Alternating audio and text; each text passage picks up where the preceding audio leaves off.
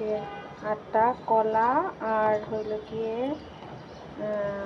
আটা দিয়ে আর গুড় দিয়ে পিঠা বানাবো।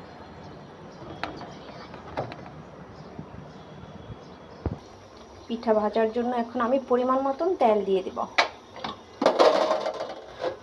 এই যে তেল দিয়ে দিয়েছি, পিঠা ভাজার মতো পরিমাণ মতন তেল। দুধ দিয়ে গেছে, এখন দুধ জাল দিব, তারপরে পিঠা ভাজবো। মাছের তরকারি হয়ে গেছে প্রায়, উঠায় নিব। তেল এখনো গরম হয়নি, গরম হলে পিঠাটা দিয়ে দেব। দেখো আমি পিঠাটা দিয়ে দিয়েছি, এখন আরও দিয়ে দিব।